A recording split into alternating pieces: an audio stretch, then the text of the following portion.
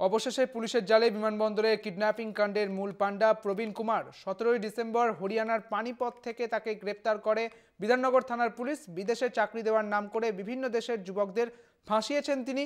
প্রথমে চাকরি দেওয়ার নাম করে যুবকদের থেকে লক্ষ লক্ষ টাকা হাতিয়ে নিতেন, তারপর জাল বোর্ডিং পাস বানিয়ে বিদেশে পাড়ি দেওয়ার ফন্দি আঁটেন, আর তারপর নকল বোর্ডিং পাস নিয়ে বিমানবন্দরে ধরা পড়লে তাদের দিয়ে নিউ টাউনে একটি জায়গা বন্ধ করে রাখতো এবং এখানেই শেষ নয়, সেখান থেকে ওই যুবকদের বাড়িতে ফোন করে মুক্তিপণ হিসেবে আরও টাকা চাওয়া হতো তাদের পরিবারের কাছ থেকে। এরপর হরিয়ানার এক বাসিন্দা বিধাননগর NSCBI থানায় অভিযোগ করেন। তদন্তে নেমে পুলিশ নিউ টাউন থেকেই অপহৃতদের উদ্ধার করেন। পরবর্তীকালে বিভিন্ন জায়গা থেকে 11 জনকে গ্রেপ্তার করা হয়।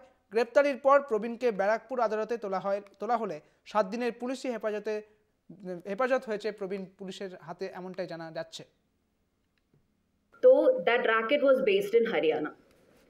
तो on the course of investigation 2022 থেকে এই পর্যন্ত টোটাল 12 অ্যারেস্ট হয়ে গেছে। 12 অ্যারেস্টের মধ্যে এখন যে অ্যারেস্ট হয়েছে মেইন গ্যাং মেম্বার প্রবীণ কুমার, মেইন গ্যাং মেম্বার ও হরিয়ানা থেকে অ্যারেস্ট হয়ে গেছে পানিপথ।